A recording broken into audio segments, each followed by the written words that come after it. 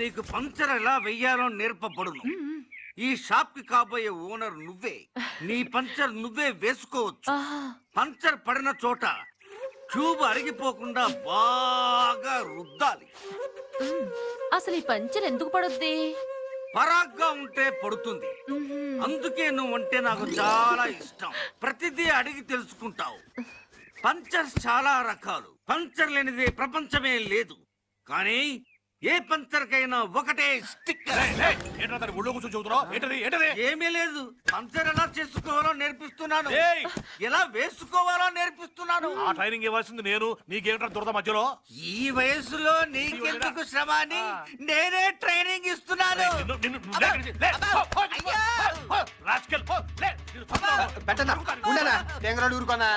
వాడు కాపరాలు కూర్చోవాడైతే. చీమా చీమా ఎందుకు గుట్టావంటే నా బంగారు పుట్లు మంచుకున్నావా? మంచిగున్నా నువ్వు మంచిగా ఉండకపోతే మేము మంచిగా ఉంటావేంటి? ఏమైరావులు మా ఊరు వచ్చావేంటి? మా ఊళ్ళమ్మ జాతరకు వచ్చినాం. ఏంటి వీళ్ళందరూ నీ పిల్లలేనా? మొత్తం నా పిల్లలే. ఎందుకురా నవ్వుతున్నావు? మొత్తం 6 అతని పిల్లలే అంటున్నానుగా. అతని పిల్లలు కాబట్టి అన్నాడు. కాదు, అందులో 3 మాత్రమే అతనికి పుట్టిన పిల్లలు. మిగతా 3 అతనికి పుట్టిన పిల్లలు కాదు. అయ్యో నా పిల్లల్ని మానిస్తావురా? నిన్ను నేను చెప్పిందే నిజం.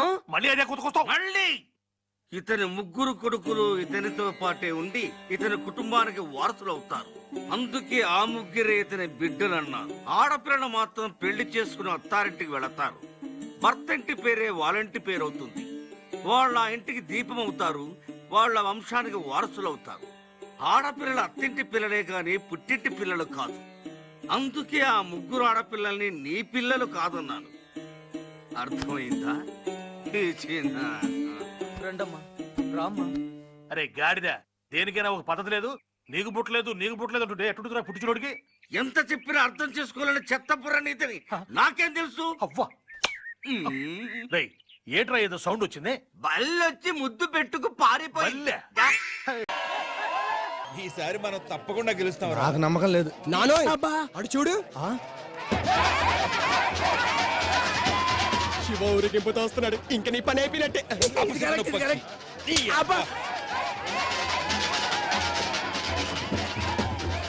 ఏంట్రోయ్, ఇంకా కౌంటింగే మొదలవ్వలేదు, అప్పుడే బాజా భజంత్రులతో బయలుదేరావు. తర్వాత ఎలాగో ఛాన్స్ రాదనా? ఎలాగో గెలిచేది నేనేగా చలవేమా. చూస్తే తెలియట్లా చచ్చినాడికి వచ్చినట్టు నీ వెనకాల 4, నా వెనకాల చూడు ఊరే ఉంది. రేయ్, ఇది రాజకీయం రా. తెలుసులేవా? వినటానికి తీయగానే ఉంటది, అనుభవమే చేదుగా ఉంటుంది. షుగర్ పేషెంట్ కి అలాగే ఉంటుంది. ఇప్పుడే అందిన ఫలితాలు చూడు. మొదటి విడత లెక్కింపులో బుడ్డా చలమయ్య గారి కంటే యార్లగడ్డ శివరాం గారు 15 ఓట్ల ఆధిక్యతలో ఉన్నారు.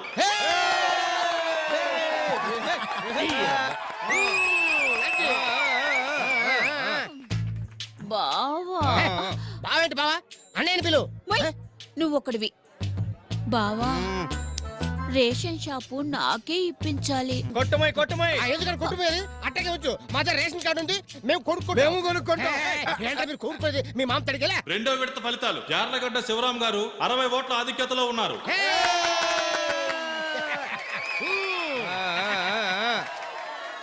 శివ, మరి నా రైస్ మిల్ లైసెన్స్ సంగతి చూడమ్మా. నేను మాడతా. మూడో విడత ఫలితాలు బుడ్డా చలమయ్య గారు యార్లగడ్డ శివరాం గారు చెరో 1200 ఓట్లతో సరి సమానమైన పోరులో ఉన్నారు. ఆఖరి విడత ఫలితాలు బుడ్డా చలమయ్య గారు యార్లగడ్డ శివరాం గారిపై 15 ఓట్ల మెజారిటీతో గెలుపొందారు. ఇదేదో రాజకీయరా? బావా, ఏంటే రేషన్ షాపు నాకే ఇప్పించాలి. Same dialogue, candidate change. రే శివరాం, ఇక రాజకీయాలు మానేసి ఊళ్ళో వాళ్ళ అప్పులు ఎలా తీర్చాలో ఆలోచించరా. అదండ్రా పదండి. అందరూ దెబ్బేశారా? రేయ్, దెబ్బేసింది వాళ్ళు కదరా, ఈళ్ళు. రేయ్, నిజం చెప్పండి, మా ఊడికి ఓటేసారా లేదా? నేను నమ్మను. మీరు నమ్మరని తెలిసే ఏసు నోట్లు గోసులో దాచిపెట్టాం. తీయండ్రా. అమ్మ నా వెళ్ళరా, బ్యాలెట్ బాక్స్ లో లేదంట్రా నీ అంకమ్మ.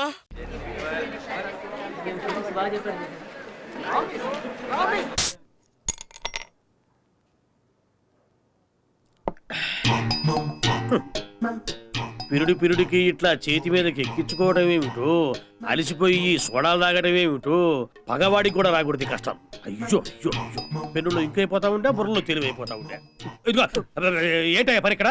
ఎప్పుడు చూడు లెక్చరర్లు స్టాఫ్ రూమ్ లో పడి తిరుగుతూ ఉంటారు. మాకు ఇప్పుడు పీరియడ్ ఏం లేదు సార్. లేకపోతే ఇక్కడ కూర్చొని సొల్లు కబుర్లు చెప్పుకోవాలా? లైబ్రరీలో పుస్తకాలు చదువుకొని జనరల్ నాలెడ్జ్ పెంచుకోవచ్చు కదా. వెళ్ళండి బాబు, వెళ్ళండి. అలాగే. వెళ్ళండి వెళ్ళండి.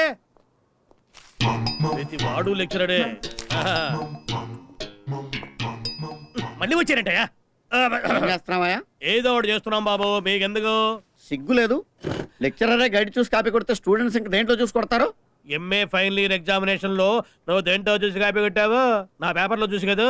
టైం బాగుండి నువ్వు ప్రిన్సిపాల్ అయ్యావు, నేను లెక్చరర్ గా ఉండిపోయాను. నీ దరిద్ర పేపర్ లో కాపీ కొట్టాను కాబట్టి ఇలా ప్రిన్సిపల్ అయ్యాను. నీ పక్కోడు దాంట్లో కాపీ కొట్టుంటే ఐఏఎస్ ఆఫీసర్ అయ్యి ఉండేవాడు. ఎగస్టాలొద్దు బాబు. ఫ్లాష్ బ్యాక్ లో మీరు మాకంటే పూర్ స్టూడెంటా కాదా? అంటే అప్పుడు ఆ రోజుల్లో వద్దండి, కబుర్లు వద్దండి. ఇక్కడ దేవానందంలో చూసి చేతుల మీద ఎక్కించుకుని పుళ్ళు పడిపోతున్నాయి. దేవానంద ఆ, వాడేవాడయ్యా? దేవానంద్ అంటే గైడ్ బాబు, ఓపెనర్ నేమో గవాస్కర్ అంటారు. ఈ మాత్రం కూడా తెలియదు. ఏమన్నా అంటేనేమో ప్రిన్సిపాల్ అంటారు.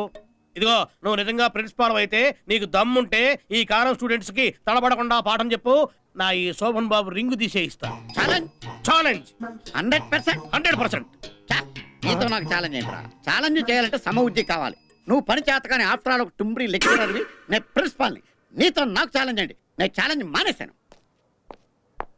నన్ను టుమ్రీ లెక్చరర్ అంటావా? మెల్లమెల్లగా నాలెడ్జి తగ్గించుకుని మేం కూడా అవుతాం బాబు ప్రిన్సిపాల్.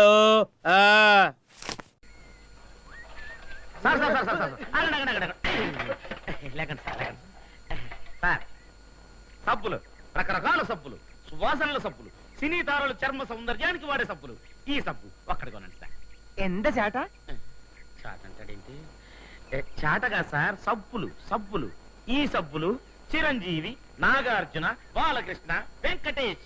ఈ సబ్బులు ఎంత చిరియో బాలయో వెంక్యో నాగయో ఎంత పరంద ఎంత చేట? చాట కాదండి, సబ్బు సబ్బు. ఇది ఇది వాడితే గజ్జి, తామర, చుండ్రు, చిలుము, జలుబు, ఒంటి నొప్పులు, పంటి నొప్పులు అన్ని పోతాయి. ఇది ఈ సబ్బు. ఎంత గజ్జో ఎంత తామరయో ఎంత చుండ్రియో ఎంత పరంద ఎంత చేట? చాట కాదండి, సబ్బు. ఈ సబ్బు రాస్తే నలుపు పోద్ది. ఈ సబ్బు రాస్తే కేసు తెలుపు తెలుపు. ఈ ఫేస్ లాగా ఈ సబ్బు. ఎంత పరంద ఇంద ఫేసో ఇన్ ద ఫేస్. ఇంద చాటో ఇదే సబ్బు. ఎంత చేట? ఎంత చేట? చాట కాదండి, సబ్బు అంటుంటే. ఎంత పరంద ఎంత చేట? సబ్బు చాట సబ్బు చాట సబ్బు సబ్బు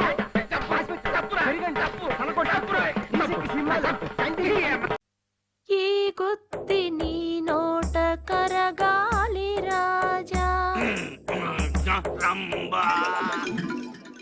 ఈ గుత్తిని గుంజుకు తింటుంటే పై పళ్ళు తీయ తీయగా ఉన్నాయి, మధ్య పళ్ళు పుల్ల పుల్లగా ఉన్నాయి, ఏ క్రింది పళ్ళు మాత్రం వెచ్చవెచ్చగా ఉన్నాయి.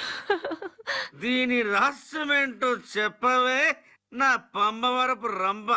ఆ తేడా నీ నాలుకలోనే ఉంది మన్మధరాజా.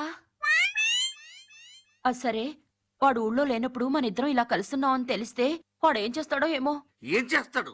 వాడు శివకాశి వెళ్ళాడుగా, అట్నుంచి అట్టే కాశీ వెళ్ళిపోతాడు. ఈ లోపు మనిద్దరం ఇద్దరూ లేక ముగ్గురిని కనేద్దామా? ఉహు. మా అమ్మ చనిపోయినప్పుడు మేం బాకీ ఉన్నామని దాని సేవంతోనే వేలిముద్ర వేయించుకున్నాడు కదా, మా నాశ కుదరదు. నిన్ను నేను బంధముక్తురాలు చేస్తాను రంభా. వాడొక నికృష్టుడు. నీళ్లు ఖర్చవుతాయని స్నానం చెయ్యడు, సబ్బు ఖర్చవుతుందని బట్టలే ఉతుక్కోడు, అన్నం వండుకోవాల్సి వస్తుందని గుడ్డి ముష్టి వాళ్ళ చిప్పలోంచి ఏరుకొని తింటాడు. ఏదో ఒక రోజున వాణ్ణి చంపి సమాధి చేసి ఆ సమాధి మీద తాజ్ మహల్ కడతావా? సైకిల్ షాప్ పెడతాను. సైకిళ్ళు అద్దెకిస్తాను. లవర్స్ కి సైకిళ్ళు ఊరికే ఇచ్చి వాళ్ళ చేత సమాధి మీద ఉమ్మేస్తాను. మరి షాప్ పెట్టాలంటే డబ్బులు? వాడు ఇనపెట్ట దోచేస్తాను. తాళాలు డూప్లికేట్ చేస్తాను. ఇదిగో ఒరిజినల్. ఈ గుంపు ఎక్కడో విన్నట్టుంది. నేను లేకుండా చూసి నా ఇంట్లో దూరి దాని పళ్ళు తింటావంట్రా? రేయ్, నిన్ను, రేయ్, ఎక్కడ్రా నువ్వు? రేయ్! రేయ్, నన్నే తంతావురా? నా ఫుడ్ తిని నా ముడ్డి మీద తంతావురా? రేయ్! ఈ వీడియో మీకు నచ్చినట్లయితే లైక్ చేయండి, షేర్ చేయండి. ఇలాంటి మరిన్ని సరికొత్త సినిమా వీడియోల కోసం ఛానల్ని సబ్స్క్రైబ్ చేయండి. అలాగే ఇక్కడ ఉండే ఈ గంట సింబల్ని క్లిక్ చేయండి. మేము అప్డేట్ చేసే ప్రతి వీడియో నోటిఫికేషన్స్ మీకు వచ్చేస్తాయి.